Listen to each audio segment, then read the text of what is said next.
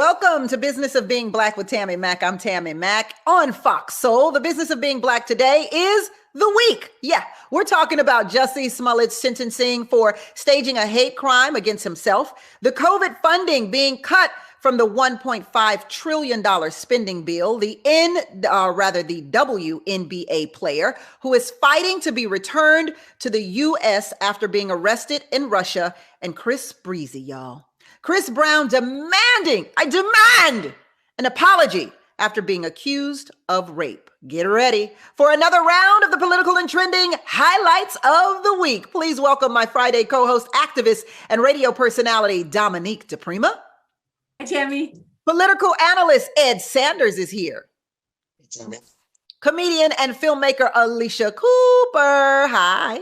Hey, Tammi. And guest hosting for Dr. O.J. Oleka is executive director and host Derek Wilburn. Hi, Derek. Tammi, you are outstanding in your field. Well, thank you so much. It means so much for a brother to give a sister a compliment like that. You know, all these black women around here talk about brothers don't big up the black women. So I appreciate you for showing women that there are brothers who love on their black sisters. So thank you, Derek. All right, let's get to it. On Wednesday, the House passed a massive spending bill that includes aid for the Ukraine.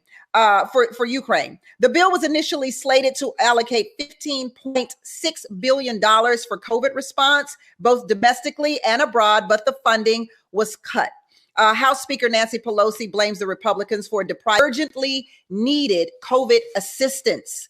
Pelosi said it is heartbreaking to remove the COVID funding, and we must continue to fight for urgently needed COVID assistance. But unfortunately, that will not be included in this bill. What will the impact be on this? Will people be hit harder by COVID-19 because of it? Dominique, let's roll with you. You know, I'm highly upset about this, Tammi Mack. I'm actually confused because if you think about it, we just made the statement to the world that at a time when we have beefed up our military budget beyond what the military even wanted, beyond what Joe Biden even asked for, we can send $15 billion to help the Ukrainians, rightfully so, but we can't help the world get over the COVID-19 pandemic. This is what I don't like about it. A lot of this $15 billion was slated to help countries that do not have the means to get their populations vaccinated, nations in Asia, nations in Africa. And guess what? People fly around the world. We fly there, they fly back. If we don't want to have surge after surge after surge, mutation after mutation after mutation, we are going to have to invest in helping the world stop this COVID problem. And it's a terrible mistake not to make it happen. 9 million people are locked down in one city in China right now. And I just don't want another lockdown. We need to prioritize ending this pandemic. I'll tell you, if it's one thing I learned from this pandemic is that there will never, ever be another lockdown. I think I can guarantee you that one. Derek, what say you? First of all, what the Speaker of the House said simply isn't true.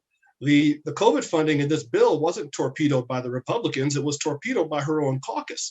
Both pretty broad support from the liberal wing as well as the moderate wing expressed concerns that the federal funding was going to be paid for at the expense of state funding. And so they're the ones that torpedoed it, but then she gets in front of cameras and blames it all on Republicans. Politics aside, where I want to go with this, Tammi, is someplace much higher level. And I agree with much of what Dominique said, but the higher level is how our government right now is legislating. So this bill was dropped by the Speaker's office in the middle of the night, literally in the wee hours of the morning. Our elected representatives were told you have 22 hours until we hold a vote. This bill is 2,741 pages long. This business of we've got to pass the bill to see what's in it is so dangerous. All Americans, regardless of political affiliation, should have huge problems with the way they manage our country. Tammi, if I give you a contract, 27 pages, not even 2,700, 27 pages and tell you just sign it. Don't even read it. Don't worry about what's in there. Just sign it. There's no way you're going to do that. When we look at the details of this bill, I've got it here. It spends over $100 billion on Green New Deal initiatives, $26 billion in food stamp spending, new protections for Chinese espionage. It funds border security in 8 foreign countries. Interestingly, they won't fund border security here, but Libya, Pakistan, and a host of other countries were sending 370 million US taxpayer dollars to fund border security operations in a bill they did not even let our representatives read. Wow. That bill sounds like there is some money in America for reparations, but that's not what this is about. That's oh, not what you this want is to do about. that, do you? But, you know, you make a very important point, Tammy, because there isn't money anywhere. It's all debt spending. Right, exactly. Ed, what will this do? What's with the bill? What's with us sending money away, but not taking care of our home? A couple things, and I think I would touch on what you just raised, which is a real pivot in American spending back towards defense. So we just came off of 2 wars that lasted the better part of the last 20 years in Afghanistan and Iraq, and you know, a lot of money spent in that regard. Last couple administrations working hard to pull us out of those wars, and what you see is a distinct pivot from domestic or aid on to help on the COVID side to bulking up Ukraine. And I think over the years, we're going to see increased calls for more defense spending. In fact, to Derek's point, and actually to counter Derek's point, the reason why this bill is the way it is, it's because Richard Shelby, the ranking Republican on the Senate Appropriations Bill, said he wants to see dollar for dollar parity between domestic spending or domestic cuts and defense cuts. And so ultimately what he's saying is we've got to bulk up the defense budget. And so as a country, what it feels like is that we're moving towards higher spending on defense, less spending on domestic priorities. And at a time where we're coming out of COVID, it really doesn't make sense. And so when you look at what's happened at the state level, so many states and municipalities have been dealing with the cost of COVID, and they need federal support in order to help pull people out of this morass. Even though COVID numbers are down, the impacts are still lasting, and we've got to deal with that from the federal side. Yeah, Alicia, I'm going to get to you in a second, but Dominique, I do wonder with this bill, why is it that both Democrats and Republicans are okay with this? Well, you know what, Tammy Mack, I think it's a little disingenuous, the conversation about this being at the last minute, because Republicans have refused to approve a budget bill. And so what happens is we're always on the brink of the government shutting down because Republicans are obstructing the normal day-to-day business of actually running a country. You have to have money for Social Security, for things that have already been spent. Half the time we're passing money to pay for things that were spent by the last president. But because Republicans want to wait, the deadline was today for shutting down the government. And we still had to put a couple, I think it's a 3-day package together to tide us over. That's why it becomes this governance by playing chicken. If Pelosi doesn't put it in at the last minute, the whole government shuts down. Is that preferable? If we could get Republicans to stop obstructing everything and let Joe Biden do his job, then we wouldn't have to have these massive bills coming in at the last minute. And, I do one thing that I think Derek and I may agree on is that we know earmarks are back, which means people can slide things into these bills for their pet projects in their states. That can be problematic, but it could also be a boon, Tammy, because when Republicans think they can get a little pork for their state, sometimes they'll vote yes on something and we can actually move an agenda. Wait, the only way Republicans vote yes is if they can get pork. Listen, this blame game is so unhealthy. Saying that this is all the Republicans' fault is just as bad as saying it's all the Democrats' fault. I didn't say you said it's the Republicans' fault. You made it very clear. They do obstruct the budget. Both sides have a hand in the guilty. There's enough blame to go around. We can't sit around and say it's all the Democrats' fault. That's disingenuous. It's also disingenuous to just sit and point fingers. Well, when it comes to budget obstruction, they're not dancing together. Administration, it is all the Republicans' fault. When it comes to other problems, there's blame to share for sure. Okay, so it's all the Republicans' fault. When it comes to budget stalling for the Biden administration, that would be a yes. I think you're right that many times, if you look at the Build Back Better Act, yes, no single Republican voted for it, but if we would have had all the Democrats on board, we could have passed Build Back Better. So we tend to blame the Democrats for that and let the other 50 Republican senators off the hook. In that case, yes, there's blame to go around. There's always blame to go around. For sure. Alicia. But when it comes to the COVID, not approving that portion, I mean, this is the group, the Republicans are the group that was calling it a hoax. So I wasn't really surprised that they would squash that. They And, didn't. and The Democrats did. the It was Democrats a called group COVID a effort. hoax. Derek, if Republicans would That's have not voted true. for that, it would have gone forward. That's disingenuous to say just Democrats squashed it. The Democrats squashed the 15 billion we're talking about, not the Republicans. That's not even arguable. That is what happened. I'm not saying it's good, bad, or indifferent. That's just a matter of fact. You can't blame that There's component blame on the to go Republicans. around. Always, always. Alicia. Well, I'm with Tammy. It's time for reparations. Hashtag cut the check. They got money for everything else. So, and yes, Democrats and Republicans. You're right on that.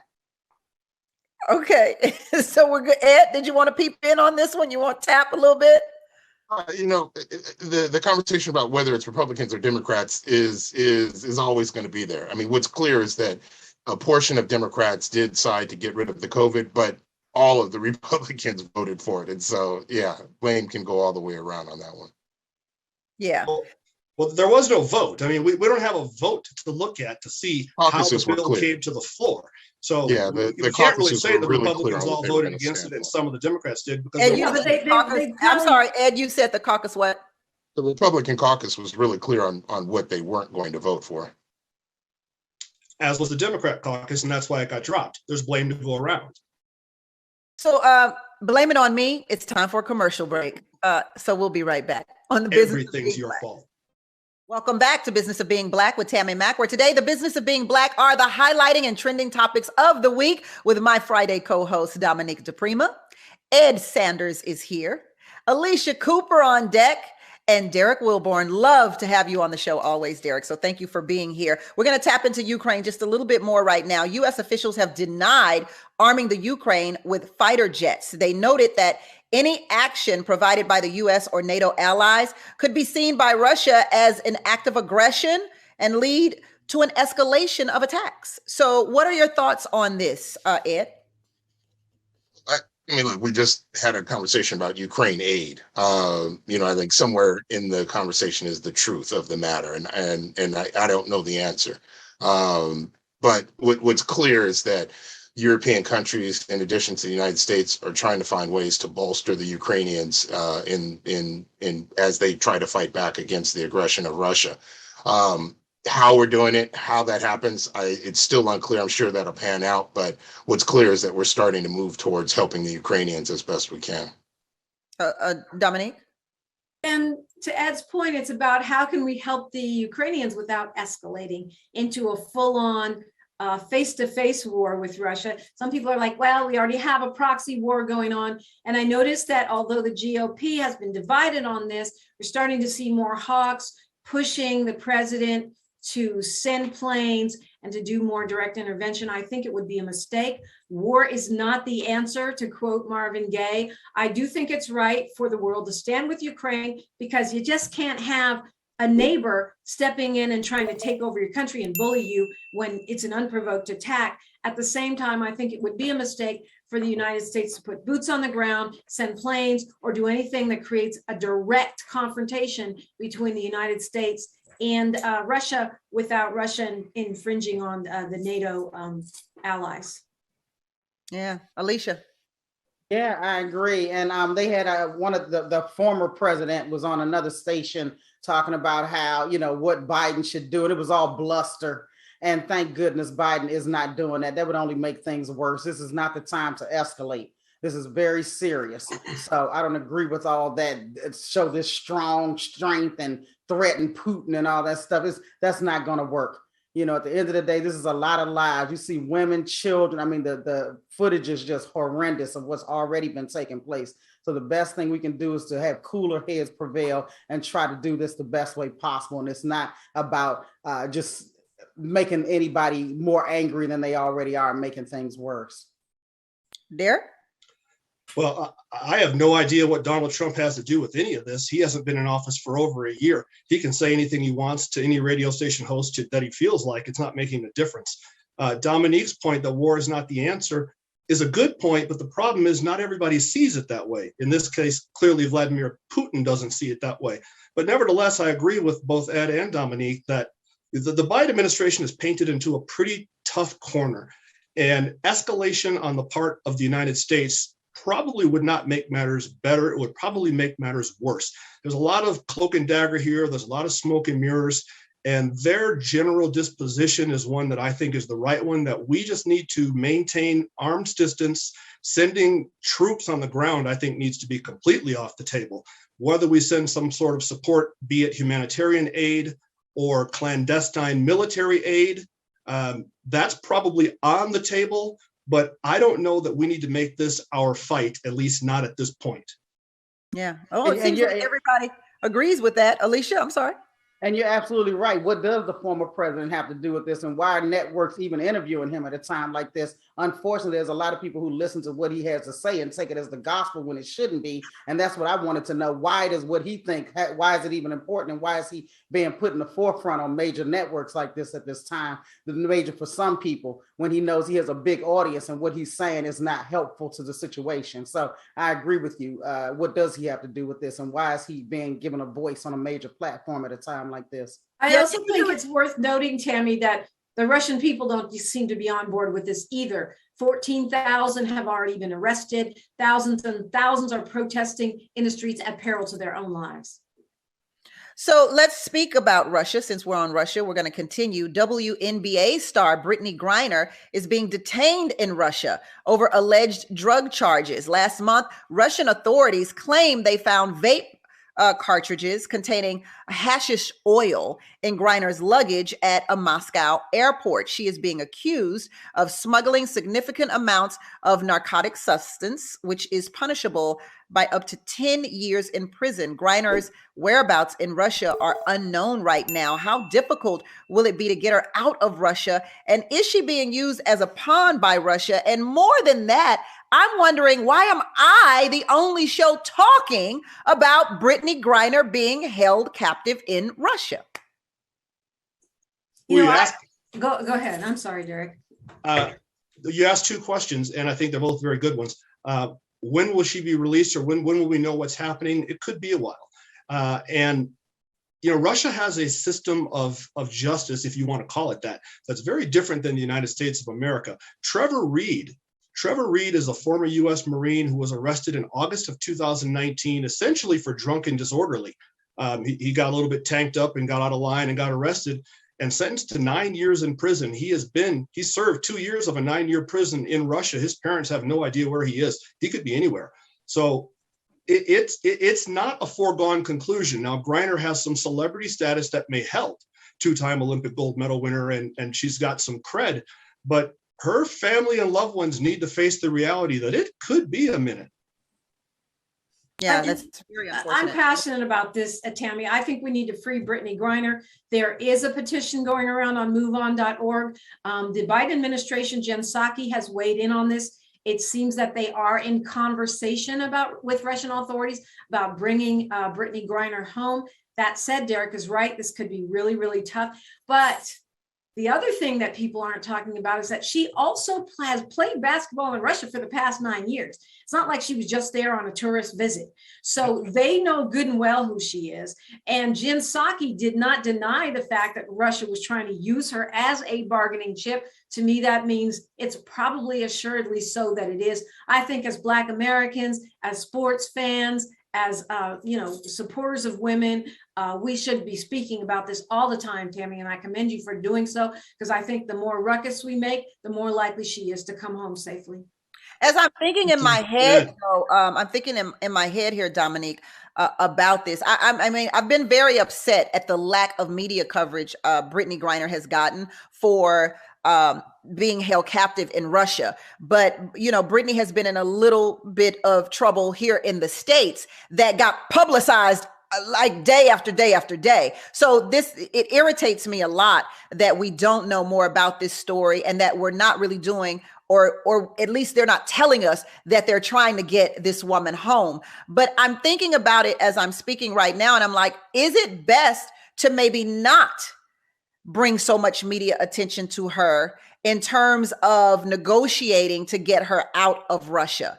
Am I doing the right thing right now by discussing Brittney Griner on a media platform? And is that helping or hurting? So that's something that's inside of me. But I think it helps, Tammy. The Russians know they've got a valuable asset. She's a 2-time gold medalist. She's played for them for 9 years. She's a star there, for goodness sakes. So I don't think silence is the answer. I think we have to keep talking about it. Silence within the media on something that's truthful is never helpful. And, you can just put a period on that and run with it. I think I share your frustration, Tammy, in that this story stayed silent for quite some time. I mean, if I'm remembering correctly, she's been detained since December or so. And so it's just coming to light. And it raises just a whole host of issues, right? Brittney is a conversation piece for a number of different reasons. And to the point about escalating this, you have to wonder whether or not if this were another star that you would have seen a higher escalation. Yeah, I've thought about that, Ed. I've thought about if this were Tom Brady, would this be on ESPN coverage day and night? But whether it's Brady or you raise a really good point. And I give you credit because I hadn't thought about this, Tammy, no matter who it is. The Russians know that she's an asset, is making her plight bigger in the media, making her an even bigger asset, and therefore more reason for them to hang on to her. I've never really thought about that, but I give you credit for coming up with it because that's a pretty ingenious point. You might be right. Let's take a quick break and come right back, and we'll keep talking about Brittney Griner. We got to go to a commercial. We'll be right back on Business of Being Black. Welcome back to Business of Being Black with Tammi Mack, where today the business of being Black is the highlights and the political trending topics of the week. Ed, you were saying something in reference to Brittney Griner being held captive in Russia. And to follow up on that point, I mean, it's really a question introspectively as a country, meaning we were talking about, okay, what if it was Tom Brady? I think the country, you'd see a much different reaction. We'd be almost ready to go to war to get Tom Brady out of Russia. And at a certain point, we're going to have to ask ourselves, what will we do to get Brittney back? And it raises this whole question about Black women, the value, what will this country do? Yeah, and let me say this, Ed, I'm sorry to cut you off, but I do want to point out the elephant in the room here as to why perhaps Brittney is not getting as much attention as she should be getting, being held captive in Russia. Number one, she's a woman. Number two, she's a Black woman. Number three, she's a part of the LGBTQ community. So we can't leave that out. And I think that this is definitely showing how America feels about those three. Go ahead. I think that's inarguable. I don't think there's any question if this were Tom Brady, we'd be seeing a different reaction. I don't think that anybody would make that case. But Ed raises an interesting question when he says, what would we be doing? Well, there really is no we here. This is Biden administration. This is Department of Defense. This is Department of State. What is our government going to do? And frankly, I've been following the story closely as I probably should. But the government needs to be the one to engage and get into some diplomatic efforts. If nothing else, our embassy in Russia should be all over this, and she should be at that embassy while she's on trial. I don't even know where she is.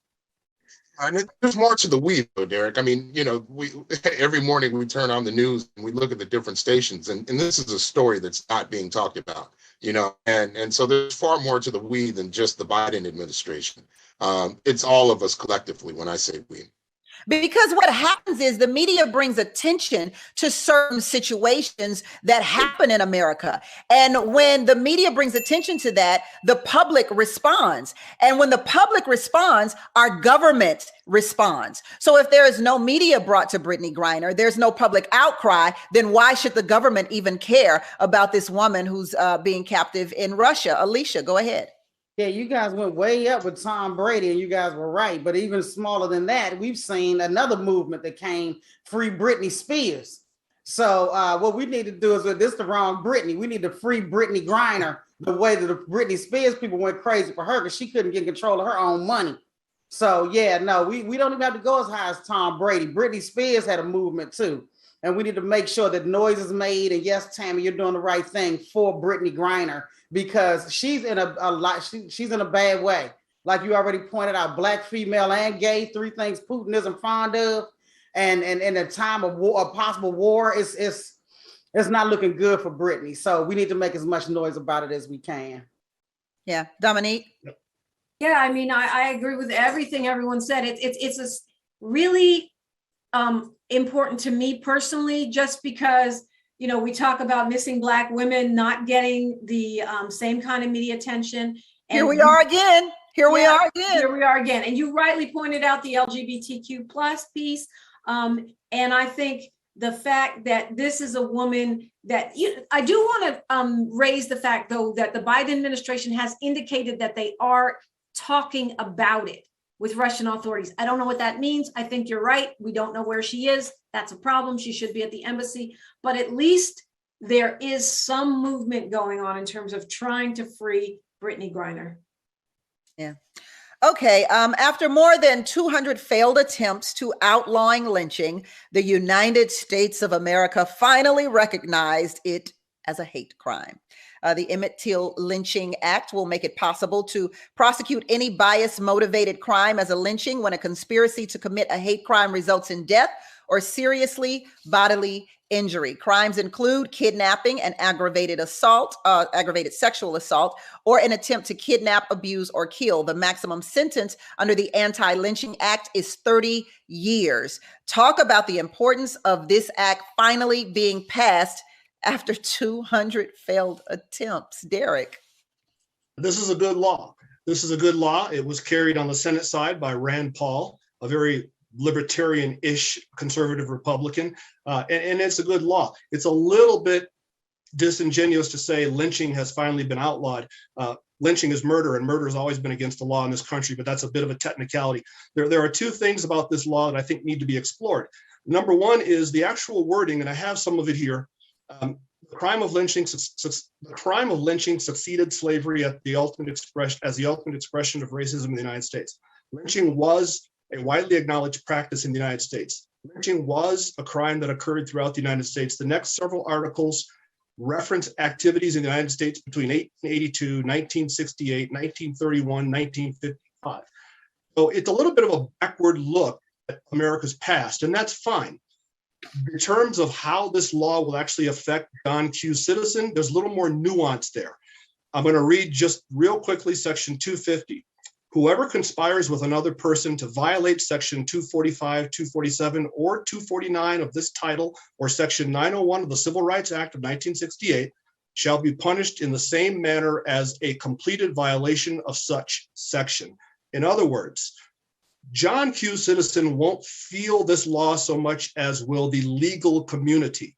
So if prosecutors or defense attorneys alike, if they're going to bring charges saying that you conspired to commit a hate crime and you're convicted like that, you can be sentenced under this lynching provision of the law. So it changes the bar for the legal community. But for you and me walking down the street, it's really not that impactful. Well, for me, just the optics alone make me happy. Dominique. Yeah, well, I think, okay, first of all, you're going to give Paul credit. Come on now. This was brought up in the Senate by Cory Booker and Kamala Harris when she was a senator. We have had 200 tries. It has taken a whole 100 years to get this done. And while I understand your point, Derek, about it being more impactful for the legal community, the fact is we always hear prosecutors saying, well, it's too hard to prove a hate crime. A hate crime is too high a bar. If this makes it easier for any racist attack to be punished as a hate crime, then that does impact John Q. Citizen. It certainly impacts me, and I think that is important. We could say we finally got a bipartisan effort on something to combat racism. That is important. I think the symbolism is also important. And getting this done right now, when we've seen, finally the struggle that they had to go through to get Ahmaud Arbery's killers, which was a modern day lynching, to be prosecuted under federal hate crime statute. Now they're trying to overturn that because they say it wasn't done on public land. Hello. This to me is important symbolically, and it's also important in its substance. Yeah. Hey, you mentioned hate crimes, Dominique, and how often people are charged with hate crimes, but hate crime charges usually get pleaded down or dropped entirely by the time of conviction. So that is true. And hate crime felony arrests seldom result in felony convictions. So that's true also. And in New York, there were statistics that said, significantly hate crimes were not, or people who committed hate crimes were not charged, or those charges were dropped. So, I think this probably will assist in that, even if we're talking legally, right? We're going to talk later about the hate crime that was brought against himself, Jussie Smollett, later on in the show. But go ahead, Ed. I think, look, largely, I think this is symbolic more than anything, but with an eye towards the future on lynching and hate crimes, I think one thing to keep in mind is that it generally requires a local police force to initiate the investigation. And, while we continue to have this conversation about police reform and the type of policing that we want in this country, it really does come back to a local level on how hate crimes are put forward. I would also add one other thing. With the advent of social media and sort of the all of the Karens that you see, there's more and more evidence of race motivated behavior, of hate against the sexual orientation or hate against religion. You're starting to see that more and have real evidence caught on film. So in the future, you could see this actually being used or deployed more. Yeah. Dominique, you brought up Ahmaud Arbery. According to CNN, Travis McMichael and his father, Gregory McMichael, filed separate motions for judgments of acquittal, arguing the killing of 25-year-old Ahmaud Arbery. We'll talk about that when we return on Business of Being Black. Welcome back to Business of Being Black with Tammi Mack. I'm Tammi Mack on Foxsoul. Let's talk about Ahmaud Arbery. According to court documents filed on Tuesday, the McMichaels claim prosecutors failed to present sufficient evidence for their convictions. So what's up with this, Ed? Oh, we've talked about this in the past. They're going to use every little motion that they can to avoid accountability and facing justice. And that simply is the root of this. There's really not much else to say about it. Yes, they want an acquittal. Derek? Yeah, this is just McMichael's attorneys doing what attorneys do. You can't really blame them for that, but it's a waste of time. This isn't going to stand. Dominique mentioned it heading out of the last segment, and she's absolutely right. They're trying to cite the fact that the Federal Civil Rights Act applies to public lands, and claiming that the street on which they killed Arbery had never been recognized by the county in Georgia. Therefore, it wasn't a public street. Since it wasn't a public street, we can't be convicted. It's a waste of time, I think, and I hope any judge, particularly the judge in this case, is going to say, get this garbage out of here, go to prison, and do your time like a man. Dominique? Yeah, I mean, I agree. They're going to do everything they can. But they've already been convicted on state charges. That's not going away. I guess they can appeal that too. They can appeal and appeal and appeal. I don't think it's going to work. Is that public street in the United States of America? I think that would put it under federal jurisdiction. I'm not a lawyer, but to me, this seems like they're really reaching. And I am glad to say that I don't think they'll be successful. I hope they're not successful. It does sound like a plausible argument. It was a private street. We could kill him if we want to. If that was the case, I could just invite you over and murder you. It makes me a little nervous. It makes me a little nervous, Dominique. That's all I'm saying. It makes me a little nervous. Alicia. Yeah, these three Jethros need to go ahead and sit down and shut up and stop wasting everybody's time. That's it? That's it. Bye, Jethros. That's it. That's gone. Since we are talking about, I'm gonna push way forward in the show because we are talking about hate crimes and we are talking about acquittals and appeals and all of that. Seem to have happened in the sentencing of Jussie Smollett yesterday, which was, oh my goodness, boy, I tell you, an episode of Empire that was. Jussie Smollett has been sentenced to 150 days in jail for the staged hate crime that happened in Chicago in 2019. Smollett will begin his sentence immediately. He was also ordered to pay more than $120,000 in restitution to the city of Chicago. And he was fined $25,000. He was sentenced to 30 months of felony probation. Now, I honestly, I'm good with this one. He was charged with it. Wow. I'm good with this one. I don't like the 5 months. Okay. I don't like the 5 months at all, Dominique, if that's what you're saying. I don't like the 5 months. I thought at the least and at the most 3 weeks to a month, right? But I have to say, the way that the judge berated him in that courtroom was definitely grandstanding and totally out of line and inappropriate. They did not do Kyle Rittenhouse like that. They didn't do George Zimmerman like that. I can't think of a murderer alive that was even talked to in the manner that Jussie Smollett was talked to by this judge. He repeatedly called him a narcissist. He repeatedly said that you're a joke. Comedians joke about you. You're the laughing stock of your industry. Nobody's going to hire you anymore. I mean, he really went in on this brother who has already learned a lesson, if in fact, because he still claims his innocence, but the jury found him guilty. So if what he believes is true, he has faced a huge punishment for it in just the things that the judge mentioned. But Dominique, go ahead. You don't agree with me on this one?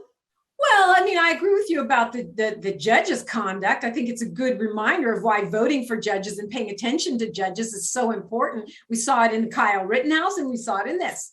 This is clearly retaliatory. They're trying to make an example of Jussie Smollett. They're trying to get revenge on Kim Foxx. They wasted so much resources, so much time, so much money on making an example out of a guy with a victimless crime. Jussie Smollett is going to end up serving more time than a bunch of those people that tried to overthrow our government with a domestic terror attack on the Capitol. And that is crazy. Who's the victim? Where's the victim? Even if he did it, if you don't believe him, where's the victim? It's totally ridiculous. It's totally over the top.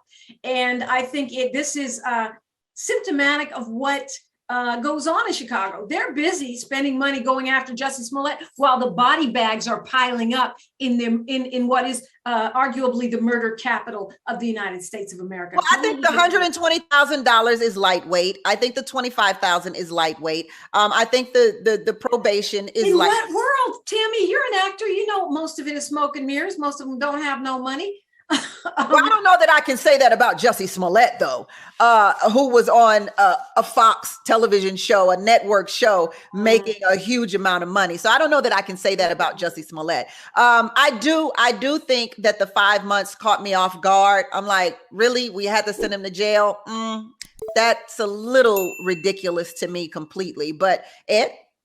Yeah, I mean, one is just venue. I mean, Chicago is one of those interesting venues where, you know, again, you've got this police union that and its relationship with the judicial, system there. And from the very start, the police union was really out to get him, and you could see that in the sentencing here.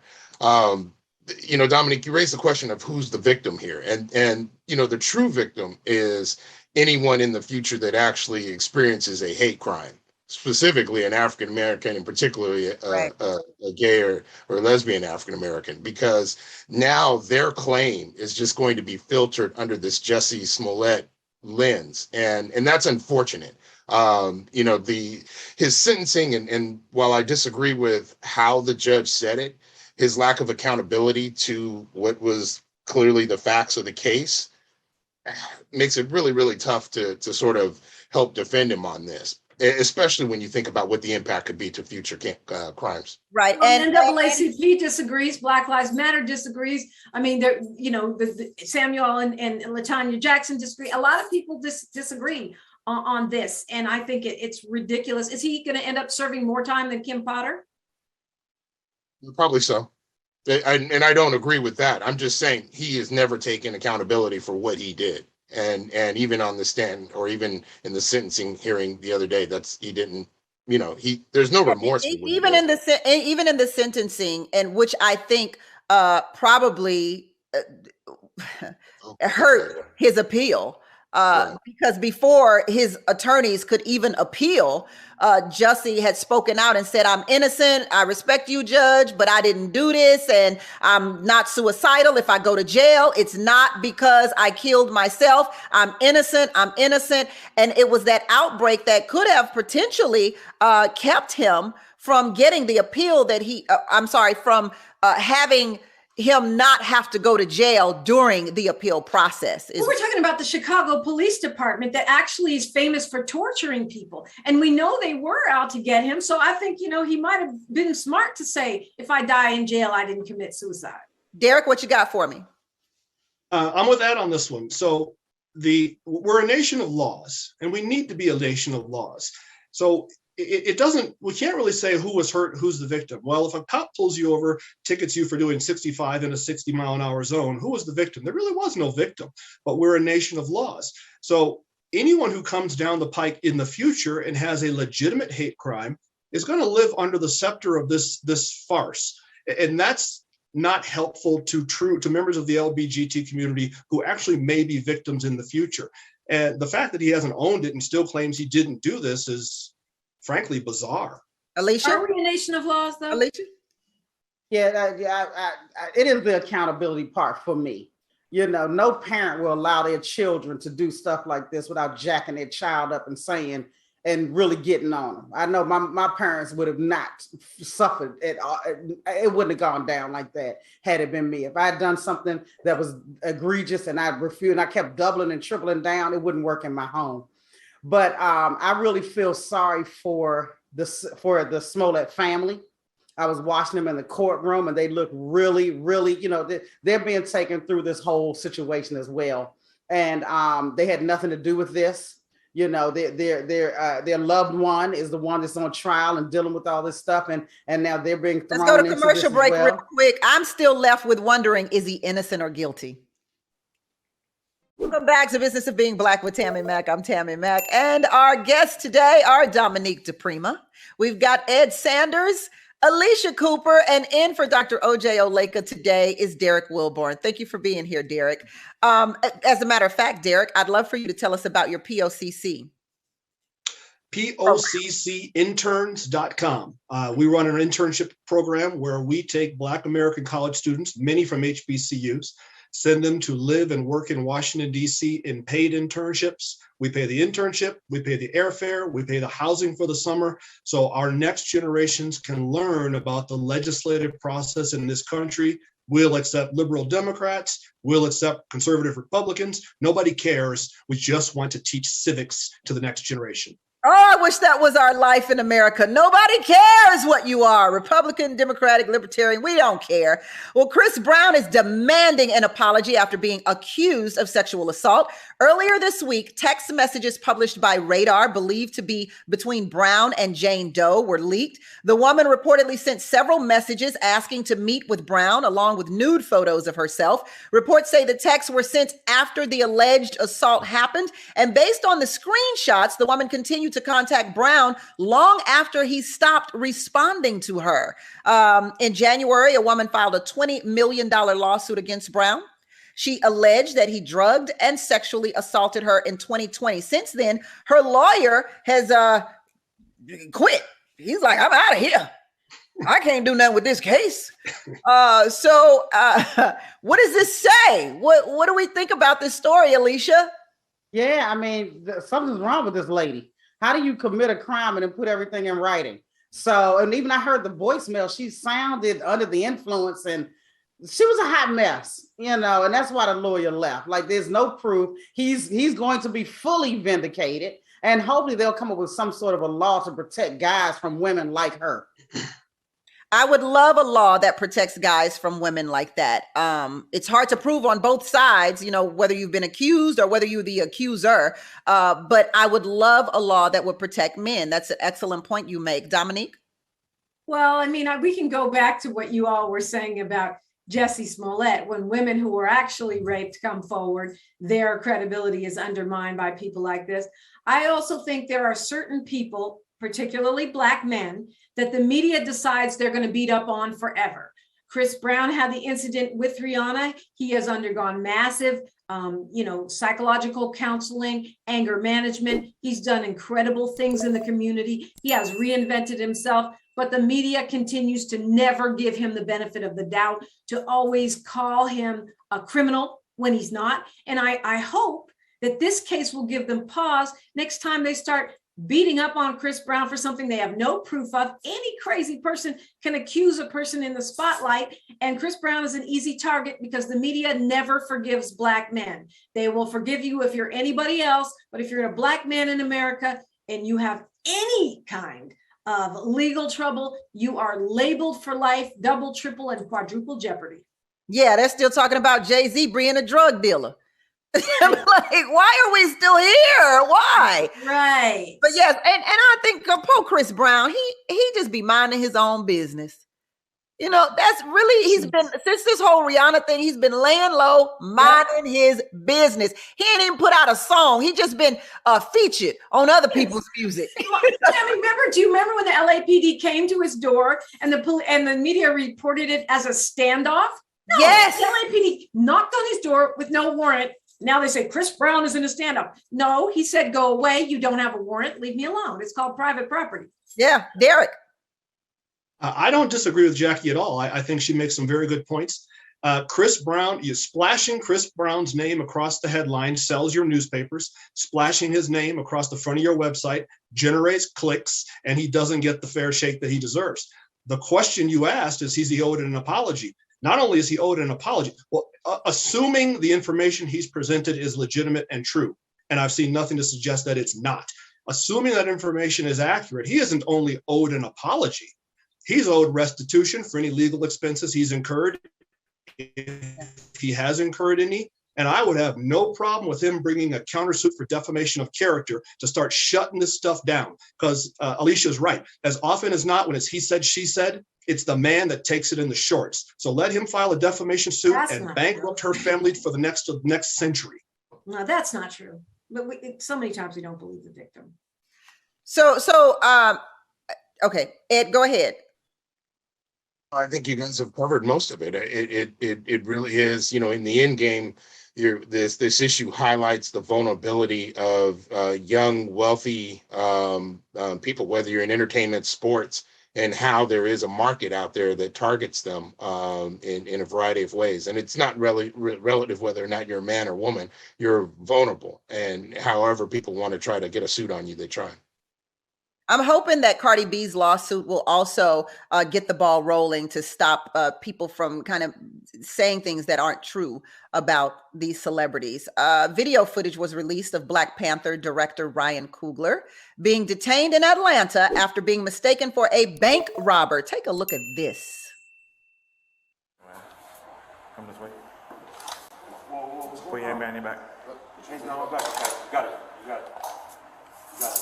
got it. Is there any reason y'all doing this, bro? Give me 1 second. According to the police report, the bank teller notified her superior that she thought Coogler was trying to rob the bank, and 911 was called. Coogler had written a note on the back of his withdrawal slip that he wanted the money to be counted discreetly. He tried to withdraw $12,000. And I'd like to say that even if you hear the 911 call, the dispatcher was like, well, maybe he just wanted to be discreet. Maybe he's not a bank robber. So it's interesting. And I do believe that the teller as well was a Black woman. Alicia. Yeah, it's very interesting. They had it all wrong. They had the description. They thought he was a pregnant woman. Like, it was so much going on in that video. When I first saw the footage, I said, he looks like Lakeith Stansfield. There was a lot going on in that video. But I'm so glad that, what didn't get escalated into anything much worse. But going in and writing a note, what I wish he had done for anybody in the future is just step to the side and ask for management.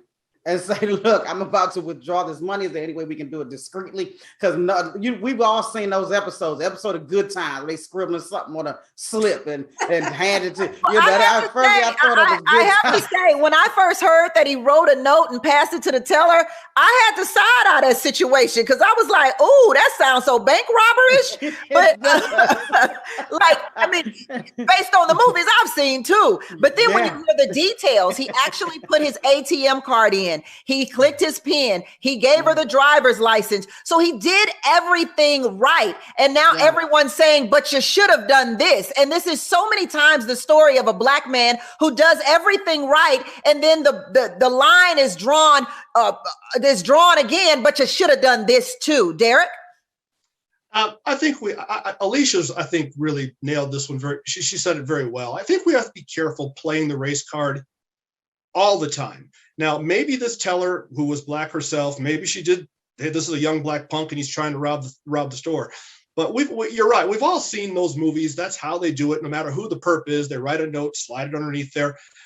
I think we have to be careful with that. But I would give some props to Atlanta PD because they handled it correctly. They cuffed him, make sure that everyone's safe, got him out to the car, asked him to explain his actions. He did explain his actions. They verified, okay, we didn't come because we wanted to. We came because we were called. Your story checks out. Sorry for inconveniencing you. They handled it pretty well. Dominique? Well, when you're black, every card you have is the race card. I don't believe in the race card. I wish we could stop saying that dumb thing. And speaking of dumb, all of these people are just dumb. Okay, let's play the dumb card.